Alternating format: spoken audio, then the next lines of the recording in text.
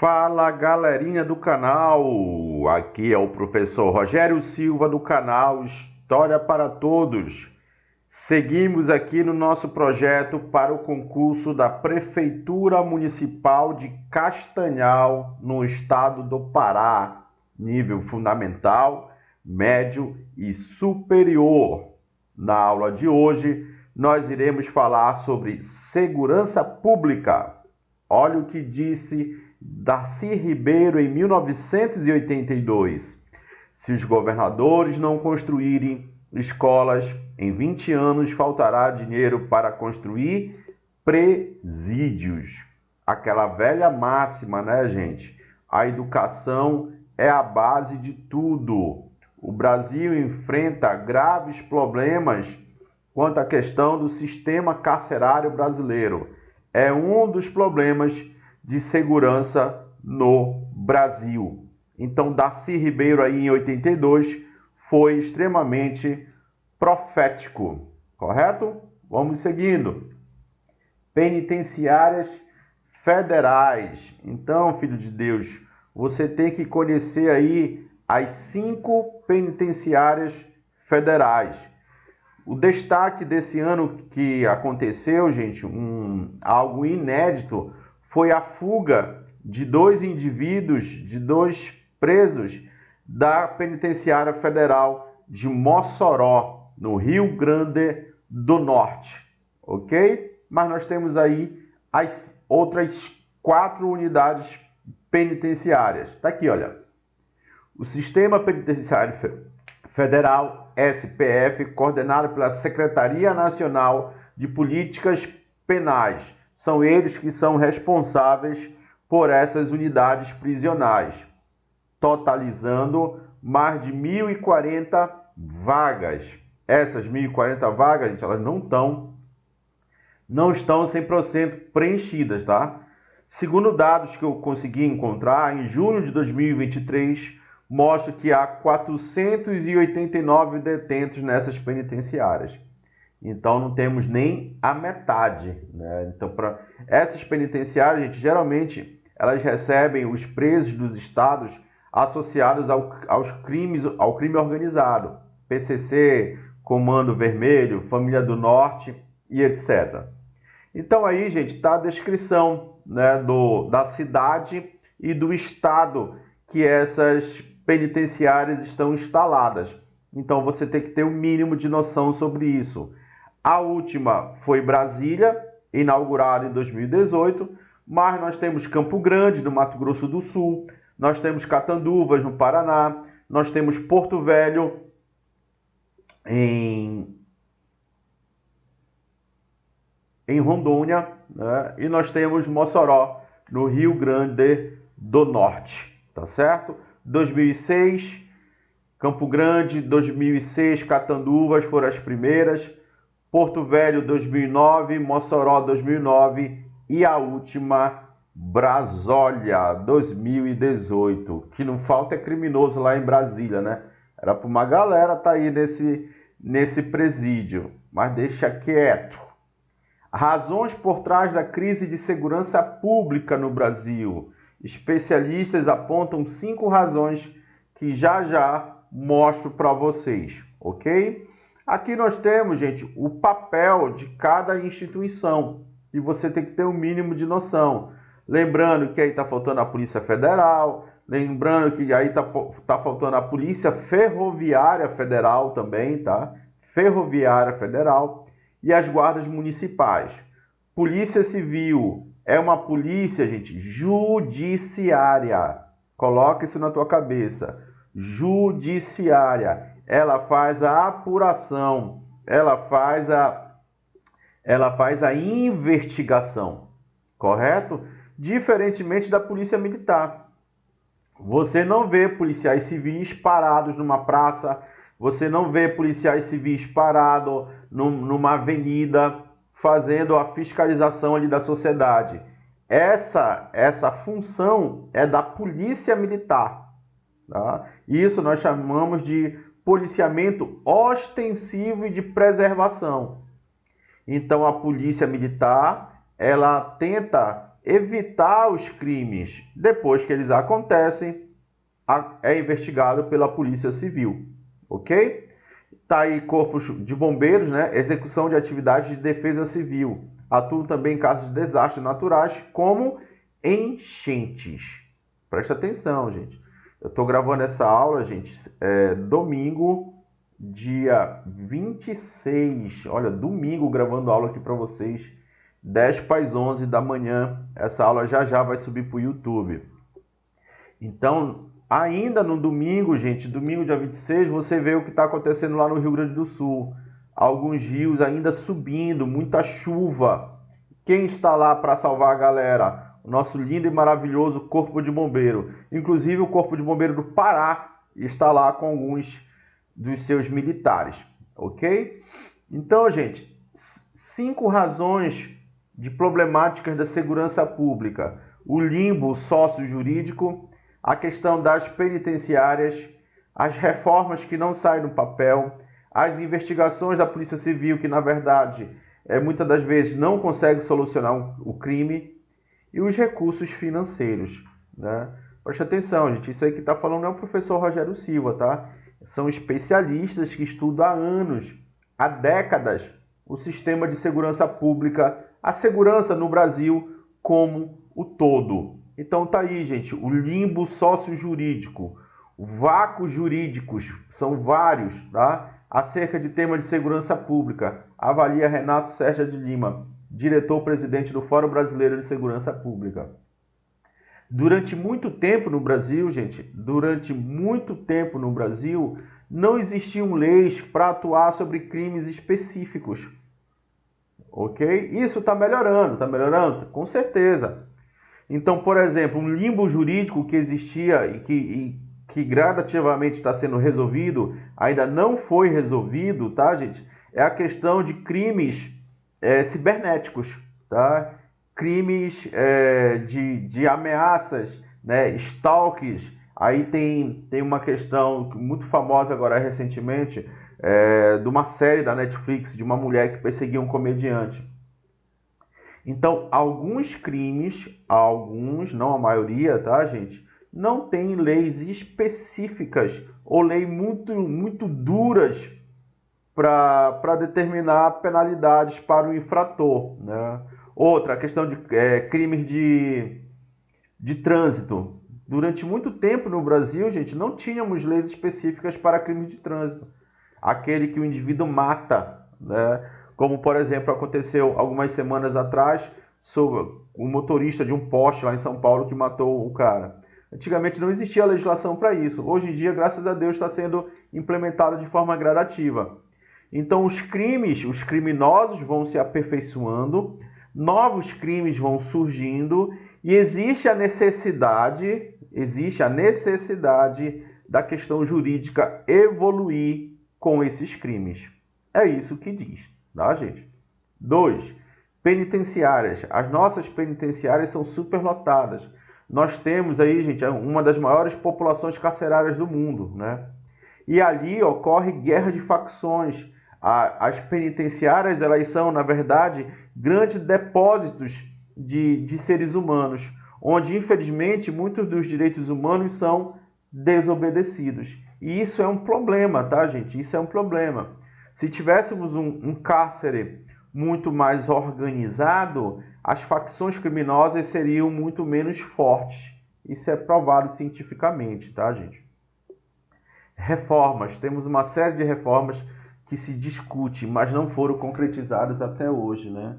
Então, muita coisa é debatida, gente, nos últimos 20 anos, vamos colocar aí. Eu vou te dar um exemplo, né, de uma reforma profunda. A unificação das polícias. Acabar com esse negócio de polícia militar e polícia civil. Porque muitas das vezes a informação ela está em uma e a outra acaba não recebendo. E isso é um problema, por exemplo, para as questões de investigação. Então, existem vários dezenas de projetos para com a segurança pública, para melhorar a segurança pública, mas eles não saem do papel, né? Um deles, que está sendo muito debatido agora, é a questão da saída dos presos, né? Aquelas saídas temporárias, que daqui a pouco eu mostro aqui para vocês. Investigação. Não temos pesquisas, né? Não temos polícia técnica jurídica muito eficiente, muito eficiente. E sofremos um déficit impressionante de investigação e ocorrência. Nós não temos, gente, na área policial, grandes pesquisas sobre investigações, sobre como evoluir nas investigações no ambiente técnico, no ambiente científico. Acho que a palavra até não temos é até muito forte. Se temos, são muito poucas, né? A polícia técnica judiciária, né? Ela é eficiente? É, mas muito pouco se você for comparado com países de primeiro mundo, né? Também é covardia comparar com países de primeiro mundo, né? E sofremos um déficit impressionante de investigação e ocorrência. O que é esse déficit aí, né? Ocorrência. 20 crimes aconteceram, 20 assassinatos. Quantos são solucionados? 3. Sem exagero, gente. 3. 2. Grosseiramente aí, bora exagerar, 5.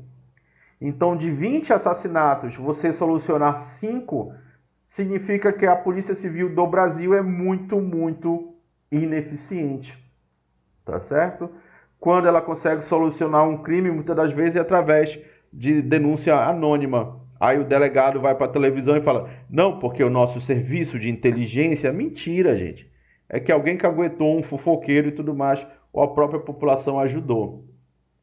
Então você tem, por exemplo, a polícia inglesa, que ela é um grande exemplo para o mundo. Não é perfeita também. Já chegou a matar inocentemente um brasileiro no metrô. O caso Charles de Menezes. A resolução de crimes da polícia, podemos dizer, polícia civil de lá, é de 95%. Tá? Muito, muito, muito expressivo, né? Aqui no Brasil, papai, não passa nem de 5%. Tá? Recursos. O problema é uma forma. O problema é a forma como esse valor é repassado. Muitas das vezes, gente, tem um recurso, tá? Mas ele demora a chegar. Tem muita burocracia. Muita coisa é terceirizada. Muito dinheiro é perdido no caminho. Existe muita corrupção. Então, o recurso, por exemplo, chega para comprar viatura. Vamos supor, o governo federal envia dinheiro para comprar viatura para um determinado estado, o estado resolve não comprar viatura, resolve alugar, né? É muito comum pelo Brasil isso, gente, aluguel de veículos para serem utilizados pelas polícias, né? Segundo os estados, né? Isso acaba promovendo uma melhor eficiência nesse sistema aí, né? Mas é difícil a gente mensurar essa melhor eficiência, né? Ao invés de comprar um carro, alugar, né? O que é mais barato. População carcerária no Brasil. Secretaria Nacional de Políticas Penais lançou o 14º ciclo de levantamento de informações penitenciárias, com dados que dizem respeito ao primeiro semestre de 2023. Primeiro semestre de 2023, tá, gente? Esse é o dado mais atual que eu consegui encontrar. O número total de custodiados no Brasil é de 647 em celas físicas. Mais de 600 mil pessoas encarceradas. 190 em prisão domiciliar, né? Dessas 600 mil, 154 mil exerce alguma atividade. Eu achei até um número bacana, tá, gente? Eu achei até um número expressivo. Eu pensava que desses 600 mil, apenas 50 mil, no máximo, estourando 100 mil, fizesse alguma atividade, né? Aqui nós temos a quantidade de tornozeleira eletrônica, olha. Imagina rastrear isso aqui tudinho, né? Os estados são responsáveis por esse rastreio, tá? 120 mil tornozeleiras eletrônicas, que são muito utilizadas aqui, né, em prisão domiciliar. Aqui nós temos um dado de 2022, esse é um dado de 2022, que nós temos um déficit de vagas no sistema penitenciário brasileiro. Então nós temos que construir presídios para poder suportar 230 mil pessoas. Isso aqui, gente, é um gasto de bilhões e bilhões que poderiam ser investidos em educação. E aí nós temos aquela frase do Darcy Ribeiro, né? Quando não ocorre o investimento em educação, vai faltar dinheiro para se construir presídios. É o que está acontecendo atualmente no Brasil, tá? Então tá aí, gente. O Brasil ele oscila entre a terceira e a quarta população mundial carcerária, tá? Aqui, gente, eu peguei e fiz um esqueminha aqui, tive um orgasmo intelectual top, para vocês aprenderem, cara. Se vocês não aprenderem comigo isso daqui, vocês estão lascados, cara. Eu queria que o meu professor fizesse uns esqueminhas assim quando eu estudava, ele não fazia. Taxa de homicídios. A fonte, Anuário do Pará 2022, tá, gente? Esse aqui são dados do governo do estado do Pará. Nós temos os dados de 2022. Taxa de homicídio, você pega a população, você pega os homicídios, tá? Geralmente é calculado assim. E divide pelas populações, geralmente de 100 mil habitantes. E aí você tem a taxa. Beleza? Então, em países de primeiro mundo, gente, a taxa de homicídio é na casa do 6, do 8, né? Quando fazem esse cálculo matemático aqui, essa média matemática aqui, né? Olha aqui no Pará, gente, 30, mas nós já tivemos acima de 40. Então, houve sim, gente, uma redução de homicídios. Aqui eu estou falando de homicídios, tá? Existe questão de crimes violentos também, que abarca homicídios. Aqui eu estou falando exclusivamente de homicídios. Então você tem aqui, gente, os municípios mais violentos do Pará. Por que, gente, essas taxas são elevadas nesses municípios? Porque as populações são pequenas aqui se comparado às outras cidades. Então você tem aqui Floresta do Araguaia como o município mais perigoso na questão de homicídios no estado do Pará. Anapu, Abel Figueiredo e Cumaru do Norte. Então você vê aqui vários e vários municípios do Sudeste e do Oeste paraense. Beleza? Então é muito perigoso, gente, principalmente a região sudeste do estado do Pará, as cidades que ficam às margens da Transamazônica, conflito pela terra, grilagem de terra, muita pistolagem. Então, olha aqui, gente, o Pará, 30, o município mais perigoso, 125. Isso aqui, gente, é maior do que guerra, tá? Isso aqui é maior do que a guerra do Iraque e a guerra do Afeganistão, só para vocês terem uma noção. E você vê aqui, gente, Castanhal está bem baixo, né, gente? Castanhal está com uma taxa de 35, comparado aqui. Mas se você compara com o estado do Pará, Castanhal está 5 pontos percentuais aqui, né, gente? 5 pontos percentuais acima da média do estado do Pará. Ok? Então, gente, uma coisa é morrer 10 pessoas em Belém. Outra coisa é morrer 10 pessoas em Anapu, que a população é bem pequena. Então, por isso que a taxa de homicídios ela vai lá para cima. Correto? Aqui notícias. Evolução das mortes violentas intencionais no Brasil. Aí, gente, não é simplesmente homicídios, tá? Já é um conjunto de crimes. Então, você tem aí o MVI, mortes violentas intencionais. Inclusive feminicídios aqui, tá? Em 2022, o Brasil registrou, olha quantas mil, aqui são um número absoluto, tá?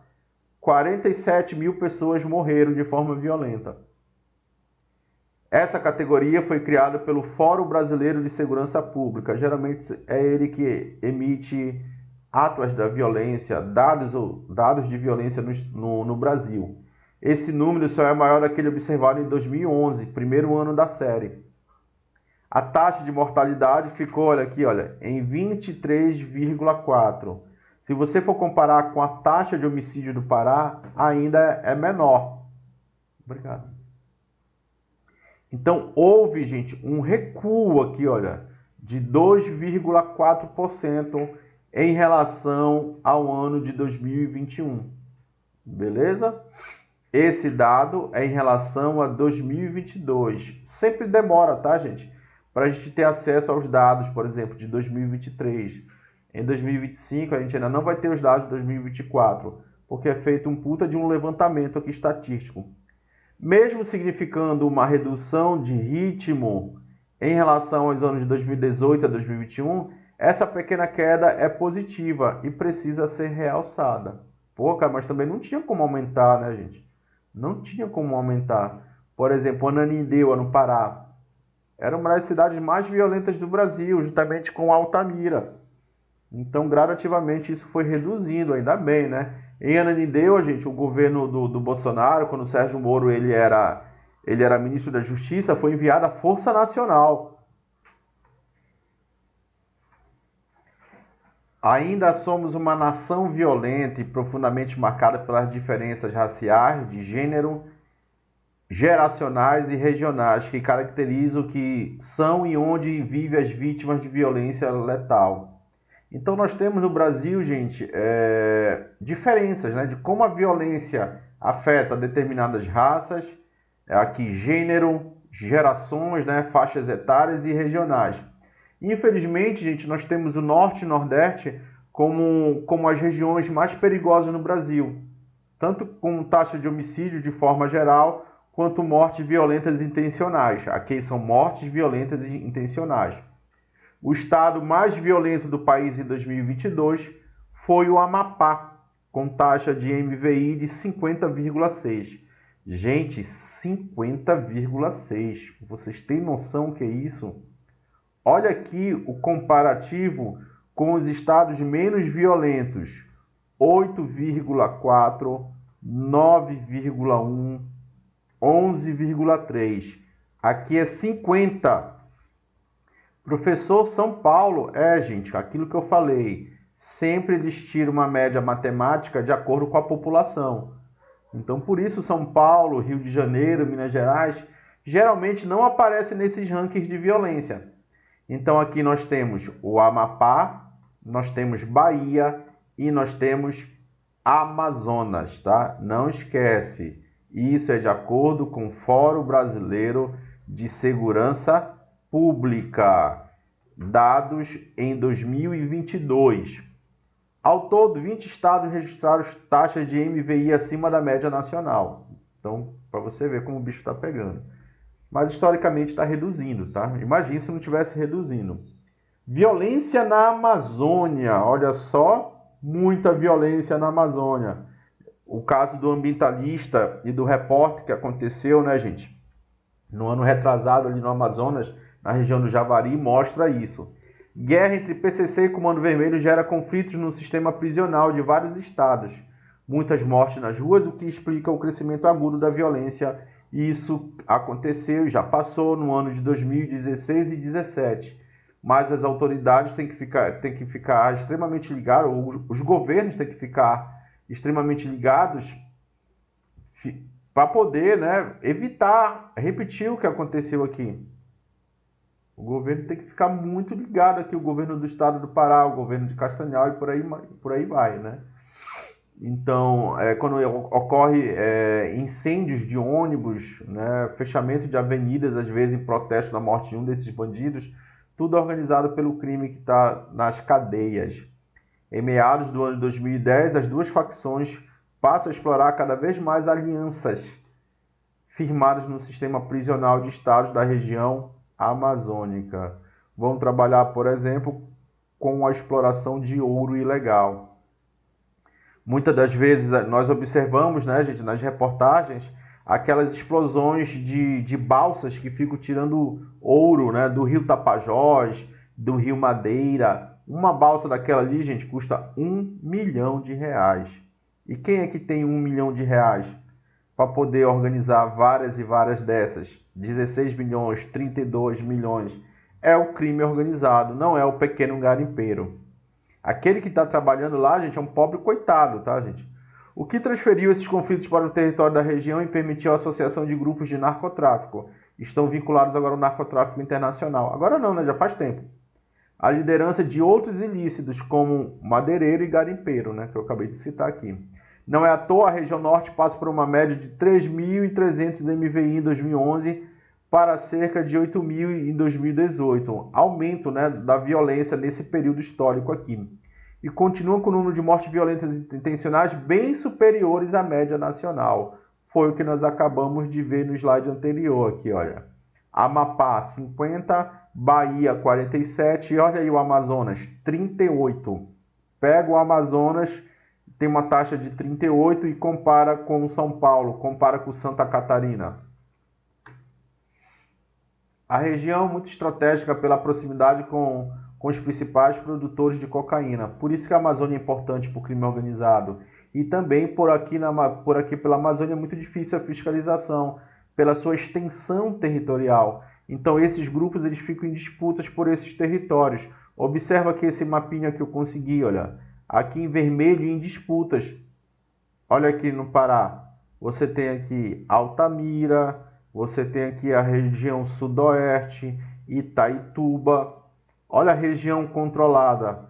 Você já vê, gente, em Roraima, em Rondônia. Você já vê no Acre aqui, olha. Região controlada pelo crime organizado. Na década de 80, o Chico Mendes estava lutando contra os madeireiros. E agora é o crime organizado. Olha aqui, gente, no Marajó. A presença do crime organizado no Marajó. O narcotráfico, infelizmente, acabando com a juventude do Marajó. E ninguém consegue resolver esse BO. Nem o governo atual e provavelmente os governos futuros. Isso resultou no aliciamento de indígenas, quilombolas e ribeirinhos. Eles são aliciados, gente, pelo poder econômico e pela violência, né? Olha, tu vai trabalhar para mim, senão eu te mato. E se tu trabalhar direitinho, eu te pago 5 mil reais por mês. O que o indígena vai querer, pô? Um indígena que está passando fome, porque o rio dele é extremamente poluído. Então existe esse aliciamento. Esses dados que eu trouxe para vocês aqui, gente, agora é aqui, olha, Anuário Brasileiro de Segurança Pública, ano de 2023. Violência contra a mulher, dados de 2023, de acordo com o Fórum Brasileiro de Segurança Pública, né? Uma pesquisa visível e invisível, a vitimização das mulheres no Brasil, mostrou que quase 30% das brasileiras sofreram algum tipo de violência ou agressão no ano de 2022. Então, isso aqui foi publicado em 2023, é referência a 2022. Então, gente, 30% das brasileiras sofreram algum tipo de violência ou agressão. Isso é muito grande, tá, gente? A nossa sociedade machista, infelizmente, ainda prevalece, tá? Tá reduzindo, gente, se comparado à década de 80 e 70? Sim. Se comparado à década de 70 e 80, com certeza está bem menor. Agora, é um grande mal da sociedade, né? Inclusive feminicídio, né? Revela que essa estabilidade nos indicadores de incidência de violência verificada nas primeiras 3 edições foi substituída por um substancial aumento na última pesquisa aferida. Então, houve momentos de estabilidade desses indicadores e agora está tendo algum aumento. Exemplo, quando as mulheres respondem, quando foi perguntadas a ela, né, se sofreu batida, empurrões ou chute, foram perguntadas para as mulheres, tá? Você sofreu alguma batida, empurrão ou chute nos últimos 12 meses? 11% das mulheres responderam que sim. Antes, o índice era de 6%. Então, aqui, gente, é um aumento significativo nesse tipo de violência. Nunca houve, de fato, gente, de fato, interesse dos governos em produzir um plano nacional. Colocar isso para ser efetivado nas ruas. Uma pesquisa domiciliar com metodologia robusta, com amostragem aleatória e os necessários requisitos metodológicos para que as entrevistas pudessem reportar verdadeiramente os fatos sobre esse tema tão delicado. Então é necessário, gente, o aperfeiçoamento nessas entrevistas, nessa metodologia, para tentar chegar o mais próximo da verdade. Tem que ocorrer investimento dos estados, tem que ocorrer plano municipal, estadual e até mesmo nacional, para ter o diagnóstico completo dessa violência. Com base nos dados da Pesquisa Nacional de Saúde e em registros administrativos nacionais, estima-se que, olha só, a cada ano, aqui já é outra informação, aqui está falando sobre estupros, tá? 820 mil estupros. Isso aqui é um negócio assustador. Só que quando você vai para as pesquisas, você não vê isso daqui, as pesquisas anuais, porque uma parte só desses estupros são denunciados. Apenas 8%, segundo aqui esses dados. Nos 9 estados, a pontuação de estupros na região foi de 4,9 vítimas por 100 mil habitantes. No ano passado, 33,8 superior ao índice nacional. Então, houve um aumento de estupros. Então, você vê aqui, olha, um gráfico que eu encontrei sobre os estupros no Brasil. Fórum Brasileiro de Segurança Pública, olha. 43 mil estupros. Lembrando, como está dizendo aqui do lado, muitos não são denunciados, né? Em 2011, 47 em 2015, só aumentando. 69 mil em 2019, aí reduziu para 62 mil e pouco aproximadamente, e agora estamos na casa dos 70 mil. Gente, 70 mil mulheres estupradas. Você faz esse cálculo, gente. A cada X horas, uma mulher estuprada no Brasil. Eu esqueci agora a quantidade de horas, mas é assustador, né? Assustador. Trocentas mulheres são estupradas por dia no Brasil. São dados extremamente tristes que nós temos. Aqui mais um dado. Esse dado que foi emitido em 2023, olha. Maior número de estupros na história, 74 mil vítimas, crescimento de 8%, 18 mil estupros e 56 de vulneráveis. Onde ocorre? A maioria na residência, tá? A maioria são pessoas familiares e são amigas. Então, olha aqui, não deixe suas crianças, gente, com qualquer pessoa. E eu falo, gente, com conhecimento de causa. Cuidado com o tio, com o avô, com as avós, com os avós de forma geral. Às vezes o estupro, tá, gente, onde você menos espera, tá? Conheço N histórias disso, tá? O estupro não acontece só, o bandido ele vai invadir a tua casa de madrugada e vai te estuprar. Não, gente, acontece dentro da nossa família, tá?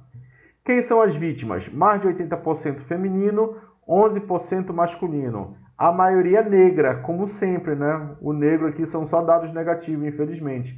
Aqui, inclusive, por ser a maioria da população, 56%.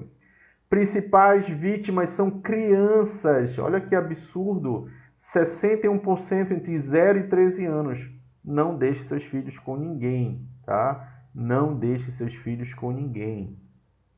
Tá? No meu caso, eu deixo meu filho somente com a minha mãe.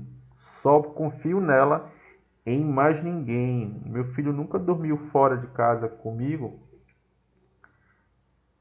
com outra pessoa, só com a minha mãe. Então é muito arriscado, tá, gente? Muito cuidado com as criancinhas. Violência contra negros. Os dados mais recentes do Atos da Violência, uma publicação anual do Instituto de Pesquisa Aplicada, o IPEA, né? Pesquisa Econômica Aplicada. Aqui já é o Atos da Violência, tá? Pinta um quadro alarmante na violência no Brasil. Presta atenção. Aqui já é outra fonte, tá? Aqui é o Atlas da Violência, organizado pelo IPEA. De acordo com o relatório de desigualdade racial, que trabalha, gente, muitas das vezes com parceria com o Fórum Brasileiro de Segurança Pública, tá? É um fator crítico, com 8 em cada 10 vítimas de assassinato pertencem à população negra. Então aqui você vê aquelas desigualdades que eu te mostrei no slide anterior. Uma pessoa negra, gente, tem 23% mais chance de ser assassinado que uma pessoa branca, né? Eu lembro de um caso que um rapaz jovem, negro, dentista, muito bem sucedido, se não me falha, no Rio de Janeiro, foi morto pela polícia porque ele estava com o celular na mão. Ele estava com o celular na mão e os policiais já atiraram pensando que era uma arma. Se fosse um homem branco de olhos verdes, de paletó e gravata, descendo de uma BMW, será se a polícia teria agido assim? Gente, pelo amor de Deus, é a minoria dos policiais, tá? A minoria, né? Um rapaz com problemas psicológicos, ele estava dirigindo uma moto, uma bis, numa BR no Nordeste, não lembro agora o estado. Negro, pobre, né? Tava sem capacete, a Polícia Rodoviária Federal pegou ele, colocou dentro de um camburão e jogou bombas de gás lá dentro. O rapaz morreu. É o racismo estrutural, né, gente? E eu falo de novo, se fosse um homem branco, de olhos verdes, cabelos claros, de paletó e gravata, descendo de uma Mercedes BMW, a polícia rodoviária iria agir assim? Esses policiais que eu falo no caso, né, de forma pontual, é óbvio que não. Então tá aqui esses dados, né? O documento destaca um aumento preocupante de 0,5% na taxa de homicídio de mulheres negras. Aqui, gente, o recorte temporário de 2020 a 2021. Contrastando com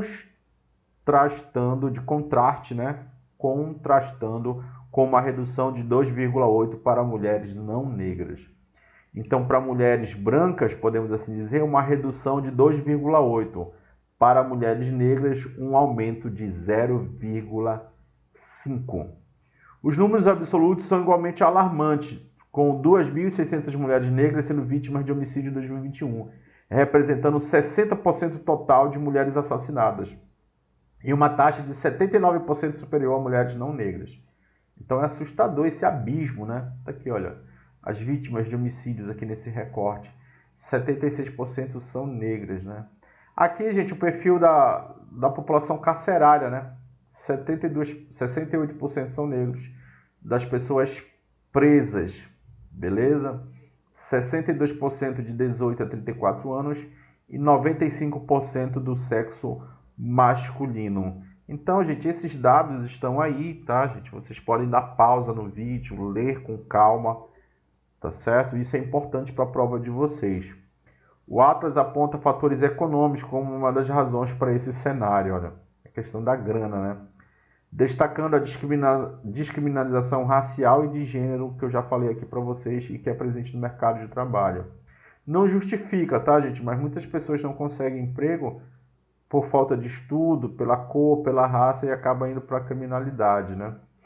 As mulheres têm menores salários, as mulheres negras, do que as mulheres brancas, o que acaba deixando elas mais vulneráveis ao crime. Muitas das vezes dependendo financeiramente do seu parceiro, do seu cônjuge, muitas das vezes.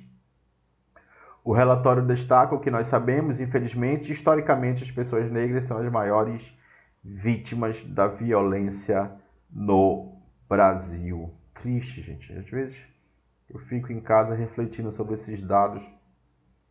É meio deprê, gente. Tu junta esses dados com dados da saúde. Eu tenho muitos dados sobre saúde aqui na minha cabecinha, cara. É muito triste, muito triste. Às vezes a pessoa morre simplesmente por ser pobre, por não ter acesso a uma saúde bacana, de qualidade. Com 22 facções na Amazônia Legal, vira a região mais violenta do país. Dados do Fórum Brasileiro de Segurança Pública revelam informações alarmantes sobre o crescimento na Amazônia Legal. Segundo o estudo, existe pelo menos 22 facções criminosas na região. Então eles estão brigando entre si, né? 22 facções criminosas, não tem nem estado para tudo isso. O Fórum mapeou a presença de facções em 178 cidades das 720 cidades da Amazônia Legal. Ou seja, 26% das cidades da Amazônia têm um crime organizado, sendo quase uma em cada 4 municípios. Em 80 delas também há disputa entre grupos criminosos, claro e evidente. Disputas principalmente pelas rotas do tráfico de drogas. O Brasil, gente, ele não é um grande produtor de drogas, mas ele é uma rota. E uma das rotas, gente, é a Amazônia. Alguns dias atrás, aí, gente, encontraram um submarino aqui no nordeste do estado do Pará. Um submarino, um pequeno submarino, um humilde submarino. e a Polícia Federal foi lá e tudo mais, e já era. Veio da Colômbia, sei lá de onde. As capitais da região que tem um conflito entre facções são as principais, né, gente? Manaus, Porto Velho e Amapá. Entre as organizações estão aquelas com presença nacional. Tá aí o nome delas, eu não vou ler o nome dessas filhas da mães aí, né? E tem grupos estrangeiros também, né? Peru, Venezuela e Colômbia. Os estados com maiores registros de violência são Amapá, Amazonas e Pará. Tá? Violência de forma geral. A pesquisa revelou ainda que a mortalidade de indígenas na Amazônia é de 26% maior do que o restante do país. Né? Quem são as principais pessoas atingidas aí? São as pessoas pobres, são os ribeirinhos, são os quilombolas e são os indígenas, segundo esses dados. Pará está entre os 3 estados que lideram a redução de homicídios no Brasil. Glória a Deus, né? Até que enfim uma notícia boa aqui, né? Polícia nas ruas, investigação e inteligência, aliado a políticas públicas de inclusão social, como o TERPAZ, né? As usinas que o governo do estado, as usinas da paz que o governo do estado está construindo por todo o Pará. Isso é bacana, tá, gente? Não temos como dizer que isso não é legal. Perto de casa tem uma que eu observo muitos projetos sociais, muito bacana. E preservação gera resultados positivos, mostrando no estudo nacional. O Pará registrou uma queda, gente, de 13% na criminalidade em 2023. Tá? 13% de queda em 2023. Conforme relatório divulgado pelo Monitor da Violência, organizado pelo G1, organizado pela Globo, com parceria, essa galera aqui sabe, né, que eu já falei várias vezes aqui, do Fórum Brasileiro de Segurança Pública. Então, existem 2 instituições, né? Uma de imprensa e uma especialista no caso. E aí eles têm ali o dado. O estado se destaca como o 5º estado com maior redução no país. Agora, lembrando aqui o slide anterior, tá? Olha aqui, quando se fala de facções criminosas, aparece aqui o Pará, tá, gente? Não te esquece. Aqui é violência de forma geral.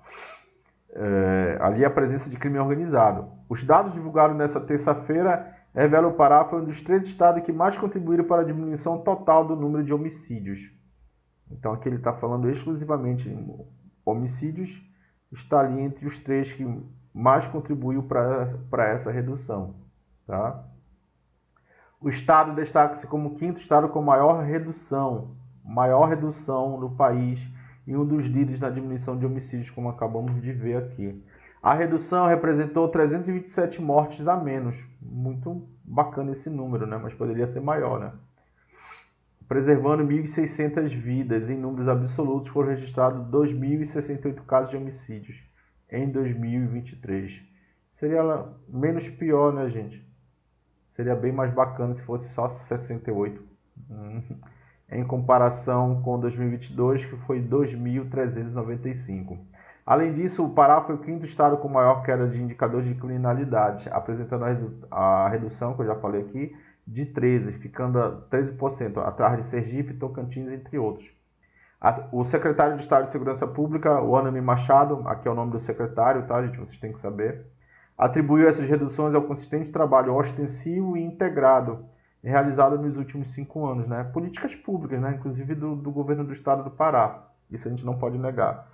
Os indicadores positivos também se estendem a alguns municípios, como Belém, que teve uma redução bem significativa de 15% nos homicídios. Outras cidades também contribuíram para essa redução, né? Marabá, Castanhal, Paraupebas, Ananindeua e Altamira. Mas em compensação, né, gente, eu já te mostrei lá no início aquele gráfico que eu fiz, né? Anapu, Cumaru do Norte, Floresta do Araguaia, ainda tem taxas violentas muito grandes ali em 2022, né? Aqui ele está falando em 2023. Governo lança plano para combater e prevenir feminicídio. Presta atenção, tá? Aparece às vezes numa questão somente o nome do programa do governo. Segundo o último levantamento realizado pelo Fórum Brasileiro de Segurança Pública, ao menos 10 mil mulheres foram vítimas de feminicídios entre 2015 e 2023. Olha o recorte. Você sempre tem que prestar atenção no recorte, tá? Porque senão você vai dizer, professor, o dado aqui é contraditório. Aqui diz que foi 5 mil mulheres, aqui diz que foi 10, ali diz que foi 8. Mas você tem que ver o período que é a pesquisa. Somente em 2023, o índice de mulheres vítimas de violência aumentou 1,4, indicando que 4 mulheres foram vítimas a cada dia. Olha aqui. 4 mulheres são vítimas, né, de violência por dia, tá? Segundo esse dado. Com a finalidade de mudar o panorama atual, violência contra a mulher, o Ministério das Mulheres, olha a questão de política aqui, existe o Ministério das Mulheres, tá? Não te esquece. Lançou nessa terça-feira o plano, aqui tinha que estar em vermelhinho também, Plano de Ação do Pacto Nacional de Prevenção ao Feminicídio. Isso vem em prova, tá? Isso aqui é do governo federal, tá, gente? Plano do Pacto Nacional de Prevenção aos feminicídios. Serão destinados 2,5 bilhões. Esse plano, não te esquece, Ministério das Mulheres, capacitar mulheres de 15 a 29 anos que estejam em situação de vulnerabilidade. A ministra das Mulheres, olha aqui, a senhorita Cida, não te esquece, tá? Isso pode vir em questão de prova, afirmou durante o evento que o crime de feminicídio pode ser evitado e citou algumas ações de prevenções que podem ser usadas para evitar a violência contra a mulher. E aqui estão as medidas de prevenção, né, gente? Educação, cultura, a questão de garantir que exista o acolhimento da mulher quando ela é violentada, né, gente? Apoio financeiro, apoio psicológico, tudo isso é importante. Coordenado pelo Ministério das Mulheres, o plano contará com o auxílio dos Ministérios dos Direitos Humanos, Educação, entre outros setores do governo federal. De acordo com a ministra da Igualdade Racial, olha aqui já é outro ministério, Aniele Franco, né? Aniele Franco, lembra, gente, da Marielle Franco? Tá aqui, olha. O plano de ação fundamental para que se diminua os índices de violência contra a mulher, aqui no Ministério da Igualdade Racial.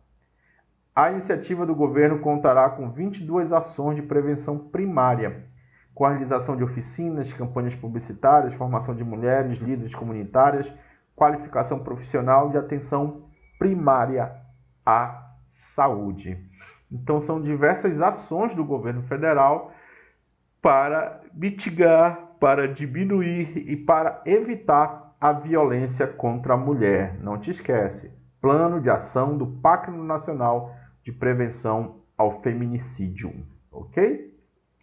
Aqui, gente, sempre eu trago uma notícia local, né? Encontrei aqui, olha, comemoração dos 50 anos da Guarda Municipal, da Guarda Civil Municipal, né? Então, a presença importante da Guarda Municipal Civil, fazendo ali a proteção do ambiente público, né? Dos espaços públicos, dos bens públicos em Castanhal. E aqui outra notícia. Castanhal é escolhida para a terceira fase do programa de segurança por todo o Pará. Segurança por todo o Pará. Pode ser a questão da tua prova. O programa em parceria entre as prefeituras de Castanhal e a terceira região integrada de segurança pública, a RISP-Guamá. O objetivo é... Qual o objetivo, gente, desse programa? As decisões sobre segurança pública não podem estar centralizadas em Belém do Pará, onde fica o comando geral. Então, essa questão de gestão de administração da segurança pública as decisões podem ser tomadas de acordo com as suas RISPs, de acordo com as suas regiões integradas. Existem os comandos regionais. Fomentar e executar ações de combate a todo tipo de crime de forma integrada com as forças de segurança estaduais, municipais e também federais. Ações: combater as organizações criminosas, enfrentando a perturbação do sossego, olha aqui, som automotivo, muito forte no interior do estado, poluição sonora, tá aqui, ó, atendimento preventivo e encaminhamento de moradores de rua, além da instalação do Centro Integrado de Controle Móvel, olha só, aqui vão colocar um caminhão, um micro-ônibus, sei lá o quê, na Praça do Estrela, lá em Castanhal. Terão pontos de monitoramento das imagens, olha aqui, que legal, sistema de segurança. Hoje em dia, gente, é muito difícil, né, ocorrer um crime que as câmeras não monitorem, né?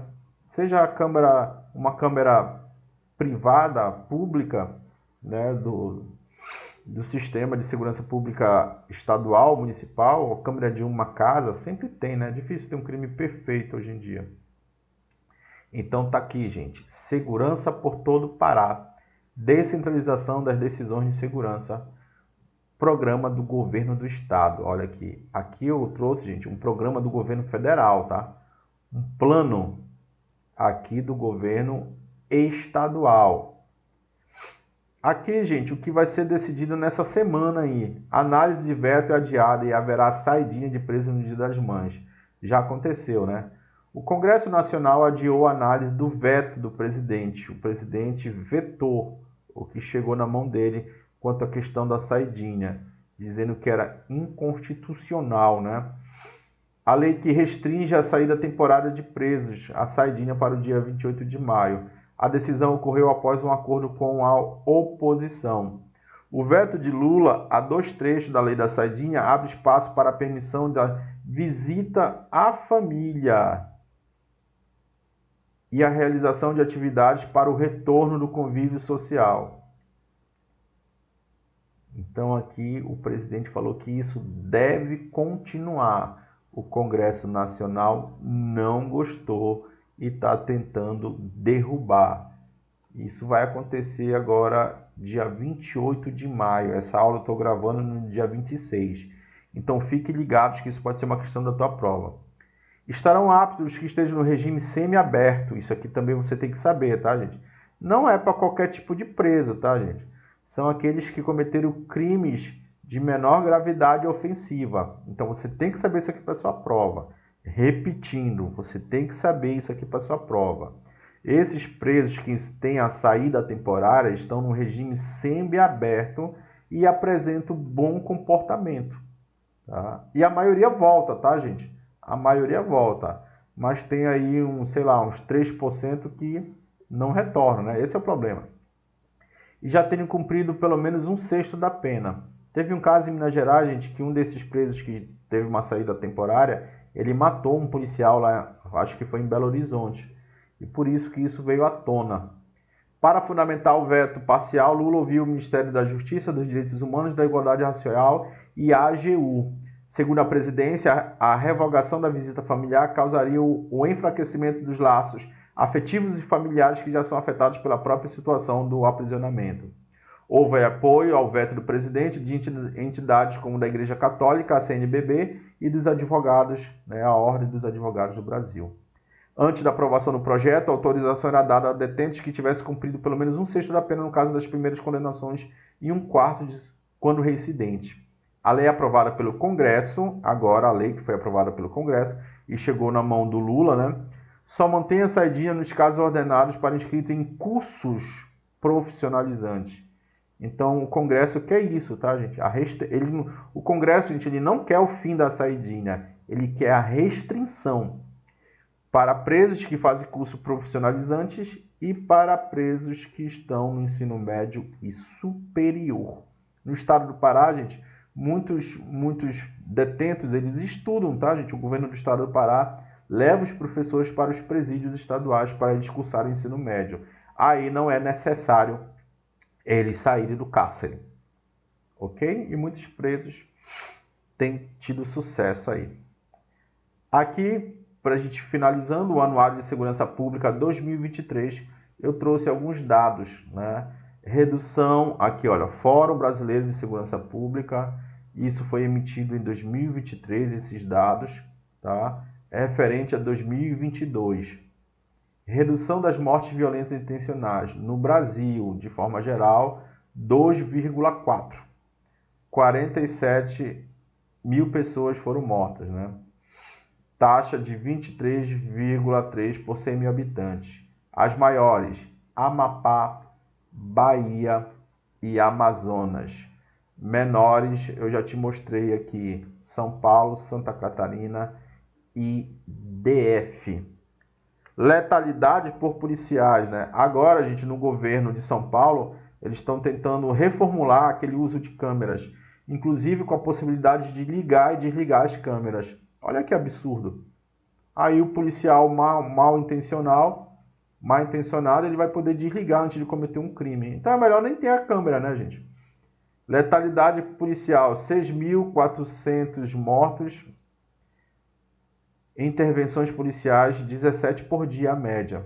Então, onde nós temos aqui grande letalidade, Amapá, Bahia e acredita onde? No Rio de Janeiro.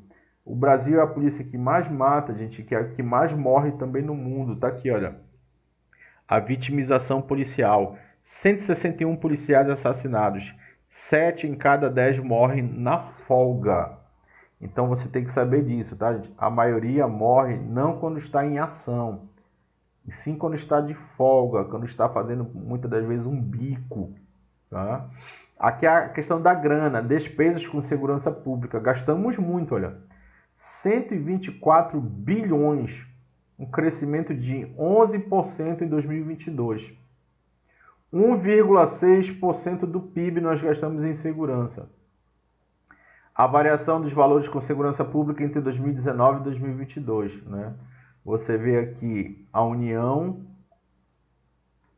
os estados e os municípios, né?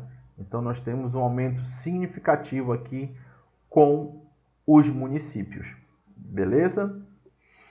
Então é isso, gente. Qualquer coisa, estamos por aqui. Encerramos mais essa aulinha Mequetrefe. Não, essa aula foi legal, gostei dessa aula, foi top, top, top. Muitos e muitos dados. Não se esqueçam, gente, deixe seu like, inscreva-se no canal, escreva aqui de onde vocês estão assistindo, tá?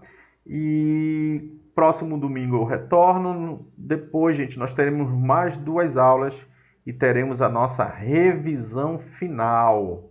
Não te esquece, dia 15/6 de 2024. 18 horas, beleza? Vou fazer no YouTube, gente, só que eu vou fechar, tá, gente? Eu vou fechar para quem fizer o pagamento lá, vamos cobrar uma taxa básica de R$10 e vamos divulgar somente para quem fizer o Pix. Feliz Natal, saudações bicolores, aqui é o professor Rogério Silva do canal História para Todos. Fui!